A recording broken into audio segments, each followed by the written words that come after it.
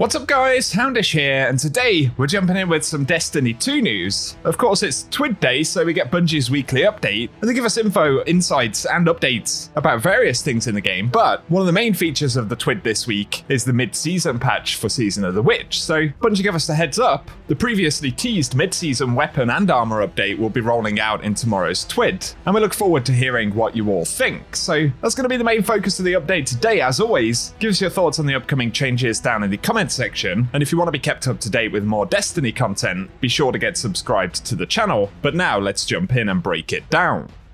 And so first up right here, initially we do have a change to the costs for exotic focusing, and Bungie say they've noted that except for folks who play Destiny 2 a whole heck of a lot, most weeks you all weren't earning more than a few Ascendant shards, with players who only have a few hours to play maybe earning one. And armed with that information, we've made two important changes to how exotic focusing is priced. First and foremost, we're eliminating the exotic cipher cost for tier 2 focusing. Focusing was always meant to be a way for players to put in the work and pick what they want, and the slow rate at which players earn exotic ciphers works against that. But secondly, they say they're reducing Ascendant alloy costs for both tiers of focusing. Tier 2 focusing will now cost 2 alloys, and Tier 1 focusing already costs 1 alloy, but we heard a lot of feedback around that cost. And we realised that players don't have enough places to spend enhancement prisms in a meaningful way, so we changed that cost from 1 alloy to 10 prisms. On the surface, the price hasn't changed much, but in closing, for Tier 1, 30,000 Glimmer and 10 enhancement prisms will be the cost, and for Tier 2, it'll be 60k Glimmer with 2 Ascendant alloys. And those changes will be arriving on October 17th, alongside the mid-season update. So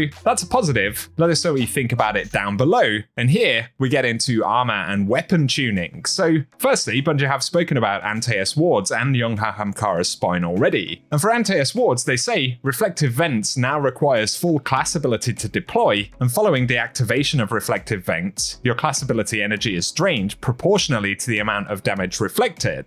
But on top of that, Antaeus wards no longer provide an improved slide. So it's a fairly hefty nerf to Antaeus wards overall there. Let us know what you think. But also for Yunga Hamkara's spine, they say they reduced the tripmine grenade's bonus health from 100 to 70, and they removed the bonus 50% damage resistance. But also grenade energy is now provided on ability kills instead of damage with abilities. So also a bit of a nerf for Yunga Hamkara's spine there. Good to have extra clarification about how those changes will work, but I'm sure there'll be some mixed feelings about them, so give us your thoughts down below. Up next though, they get into weapon balancing, and they provide some sort of justifications and their thought processes for some of these tuning changes. But for SMGs, focusing on the changes themselves, in general, they've increased recoil globally by 10%, and they've also reduced the mouse and keyboard stability bonus from 20% to 10%. So for all platforms, recoil will be increased, but that laser-like stability that you get on mouse and keyboard will take a bit of a knock as well. Let us know what you think below.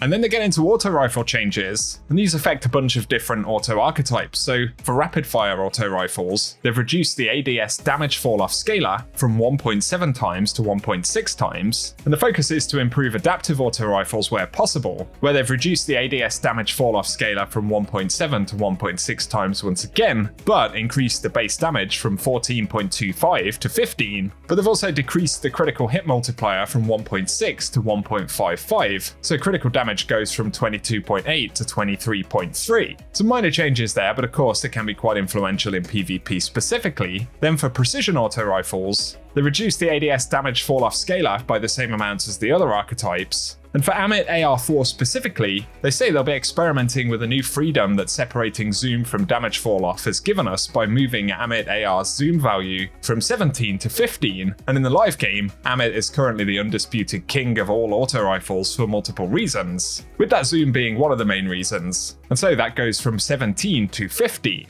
Then we get into pulse rifles, and they say they plan to keep high impact pulse rifles where they are right now, while elevating other subfamilies to move back into contention. So they're increasing the damage fall off start at 0 range by 1 meter, which means that pulse rifles with low range stats like rapid fires, lightweights, and adaptives will all see noticeable benefits to their damage fall off start distances, while pulse rifles with higher range stats, such as high impact pulse rifles, will see little to no improvement. But combined with the reduction to most auto rifle ranges, we believe this change will allow the faster firing, lower range pulses to find some room in the sandbox. Then at the other end of the spectrum, aggressive pulse rifles.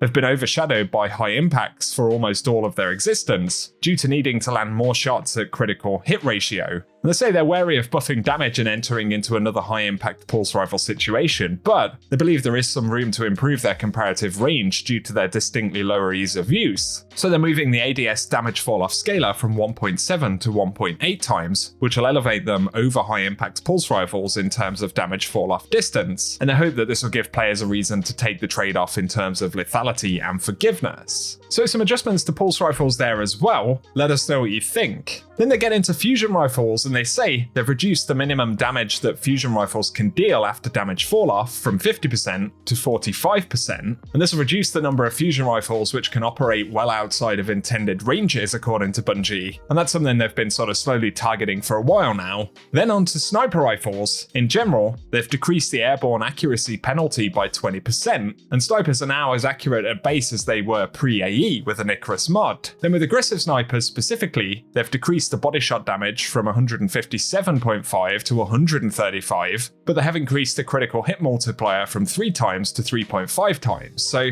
aggressive snipers will do less body shot damage in particular. But they've also decreased the body shot damage of adaptive snipers from 131 to 119, and the critical hit multiplier goes from 2.95 to 3.25. Then for rapid fire snipers, body shot damage goes down as well from 90 to 85, with the critical hit multiplier going from 3.25 times to 3.45 times. And finally for shotguns, they've decreased the airborne accuracy penalty for precision slug shotguns by 20%, and slug shotguns are now as accurate at base as they were pre-AE with an Icarus mod.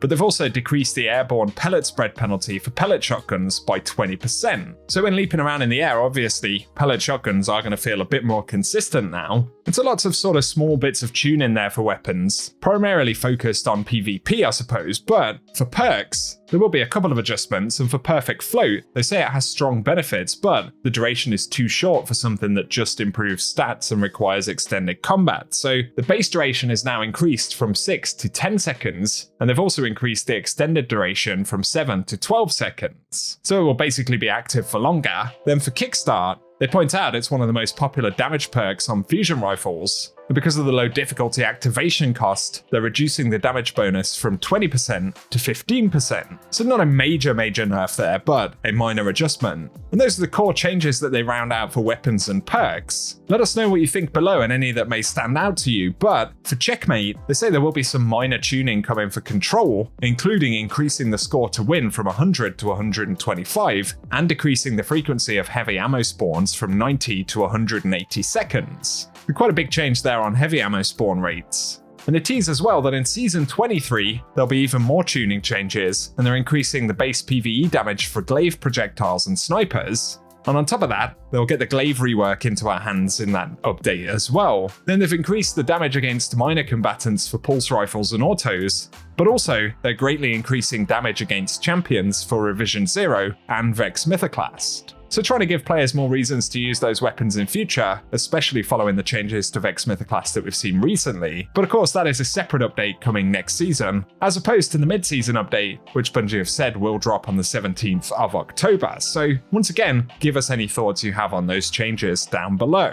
A couple of final bits worth mentioning and reiterating right here. Earlier in the week, Root of Nightmares wasn't farmable, despite being the featured raid for the week. But Bungie did go ahead and fix that, so additional loot on repeated clears is now a thing, and that includes conditional finality, so if you're looking to farm the raid exotic, you can go ahead and do that. Bungie also said that due to unforeseen issues, the distribution of a Broken Throne emblem has been delayed. That is the Day 1 emblem for Crota's End. It was supposed to be fixed at the start of the week, but unfortunately, still isn't dropping in the game due to some kind of issue, so we'll have to wait for further updates from Bungie. And very finally, the last bit of news that we covered was that Bungie are planning to use generative AI for game development in the future. They're building a team to focus on that, and there have been some concerns naturally in the community that could mean AI generated content in some form, but obviously there are lots more things that can be done with AI. And according to Destiny Bulletin here, one of the Bungie devs working on machine learning initiatives has said that the AI tools they're developing are being ethically made to assist with programming rather than creative disciplines like art, for instance. So Bungie essentially saying that no, AI won't be generating things like maps or bosses or armor pieces, but instead they're looking to use it to further develop the tools that they use to make games. and more of the technical sort of background stuff. So interesting developments on that front. I will link an article with info about that down below though. And for today, that's what we have to speak about in the tweets. So